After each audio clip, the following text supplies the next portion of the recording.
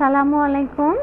আজকে আমরা আলোচনা করব প্রেগন্যান্সির শেষের দিকে লেট প্রেগন্যান্সিতে যদি ব্লিডিং হয় তাহলে আমরা আল্ট্রাসোনোগ্রাম করে কোন জিনিসটা আমরা এমফেসিস দিব, মেনশন করব কোন জিনিসটা দেখার জন্য। বাচ্চা কেমন আছে সেটা তো আমরা বলবোই।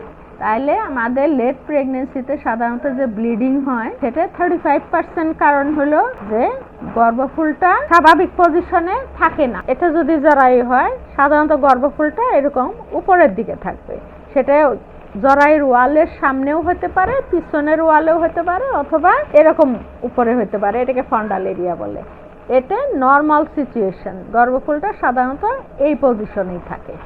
কিন্তু গর্ভফুল যদি এই পজিশনে না থেকে যদি নিচের দিকে থাকে, যেমন এখানে গর্ভফুলটা এখানে নিচের দিকে আছে, তো নিচের দিকে জরায়ুর মুখের কাছাকাছি যদি থাকে অনেক সময় ব্লিডিং হতে পারে 35% কেসে।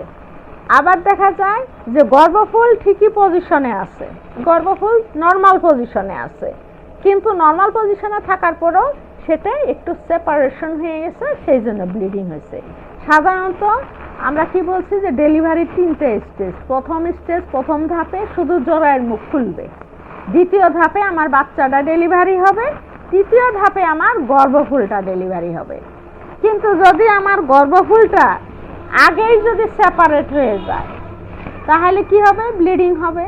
তাহলে আমার লেট প্রেগন্যান্সিতে যদি ব্লিডিং হয় তাহলে আমরা মেইন ধরে নিব মেইনলি 2টা কারণ, 35%, আর বাকিটা অন্যান্য অগ্লেরিয়ার, ওটা আমি বলবো না। তাহলে একটা হলো গর্ভফুল যদি নিচে থাকে তাহলে ব্লিডিং হতে পারে জরায়ুর কাছাকাছি, আরেকটা হলো তার স্বাভাবিক অবস্থানেই আছে কিন্তু ওটা ডেলিভারি আগে গর্ভফুলটা কোনো কারণে একটু সেপারেশন হয়ে গেছে। তাহলে আমরা কিভাবে বুঝবো? যদি দেখা যায় গর্ভফুলটা উপরে আছে, মানে স্বাভাবিক পজিশনে আছে সে, এবং সে সেপারেশন একটু আলাদা হয়ে গেছে, তাহলে এনে আমরা কি করব? তার রোগীর হিস্ট্রি নিব, তার হাই প্রেশার আছে কি না সেটা আমরা দেখব। তারপরে আমরা রোগীর পেটে হাত দিব। পেটে হাত দিলে আমরা কি পাবো? পেটে তার ব্যথা থাকবে, হাত দিতে দিবে না, টেন্ডার যেটাকে বলি আমরা, ব্যথা থাকবে, এবং পেটটা তার কি হবে? এরকম টেবিলের মতো উডি হার্ড হবে, শক্ত হবে, পেটটা সফট থাকবে না। তখন আমরা বুঝবো যে গর্ভফুলটা পজিশনে আছে কিন্তু সেপারেশন হয়ে গেছে, এটা আমরা বুঝবো। আর যদি গর্ভফুলটা নিচের দিকে থাকে, তাহলে আমরা কি পাবো? তাহলে ব্লিডিং অনুযায়ী আমরা রোগীর অ্যানিমিয়ার রক্ত যে পরিমাণ লস হবে সেই অনুযায়ী রোগী ফ্যাকাশে হবে।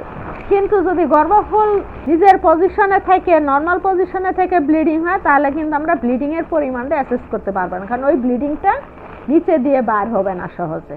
সেই জন্য ইন্টারনাল হেমোরেজ যেটাকে আমরা বলি, রোগীটা দেখা যাবে ব্লিডিং হতে একটু হলেও তার তুলনায় বেশি রোগীটা ফ্যাকাশে হয়ে গেছে।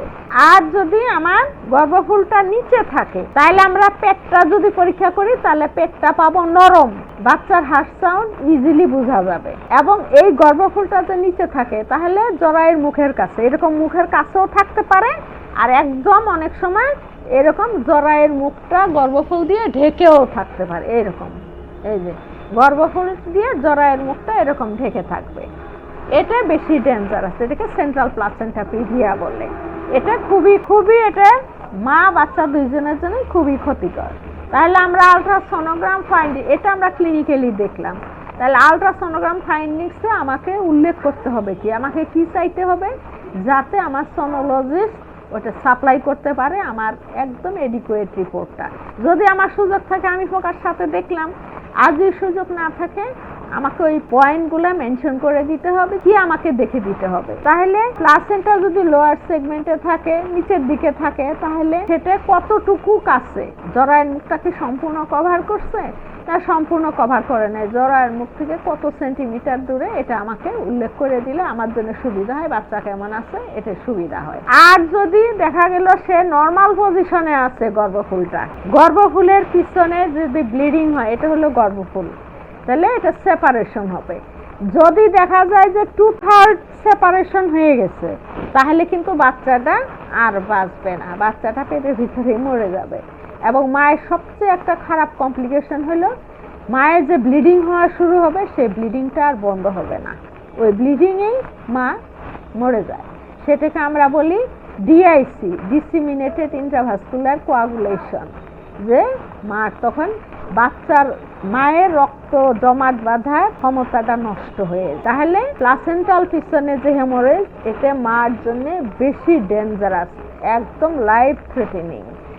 এই জিনিসগুলো আমরা অবশ্যই গুরুত্ব দিব। যদি আমরা ভাবি যে না একটু এক ফোঁটা ব্লিডিং হয়েছে, খুব অল্প একটু ব্লিডিং হয়েছে, আমরা গুরুত্ব দিলাম না, আমরা কিন্তু মায়ের যে বিপদ চিহ্ন আছে, যেখানে গর্ভকালীন বিপদ চিহ্নের ভিতরে যে কয়েকটা জিনিস আমরা আলোচনা করছি আগের ভিডিওতে, সেটা আমি একটু উল্লেখ করতেছি। সেখানে কিন্তু মায়ের যোনিপথে যদি রক্ত দেখা যায় গর্ভকালীন সময়ে, সে ব্লিডিং যে পরিমাণই হোক, যদি এক ফোঁটাও হয়, তাহলেও সেটা বিপদ চিহ্ন। তাহলে সাথে সাথে আমাকে ডাক্তারের সাথে যোগাযোগ করতে হবে এবং ডাক্তারের কাছে যেয়ে দেখাতে হবে। এবং ডাক্তারের কাছে গেলে এজ এ অবস্টেটিশিয়ান আমি মাটাকে পরীক্ষা করে কি দেখব, আমি ক্লিনিক্যালি কি অ্যাসেস করব, তারপর আল্ট্রাসোনোগ্রাম ফাইন্ডিংস আমি কোন জিনিসটা উল্লেখ করব, সেই জিনিসটা আমি অবশ্যই মেনশন করে দেব। যদি সুযোগ থাকে তাহলে আমি ফোকাসটা দেখলাম, আর সুযোগ না থাকলে আমি ওইভাবে মেনশন করে দেব। টেলিফোনে যদি সম্ভব হয় তার সাথে যোগাযোগ করব যে এই জিনিসটা আমাকে একটু দেখে হেল্প করে দেন, এবং সেই অনুযায়ী তার ম্যানেজমেন্ট হবে। আর এতে যদি আপনাদের আরও কিছু জানার থাকে অবশ্যই আপনারা কমেন্টে আমাকে জানাবেন। ধন্যবাদ।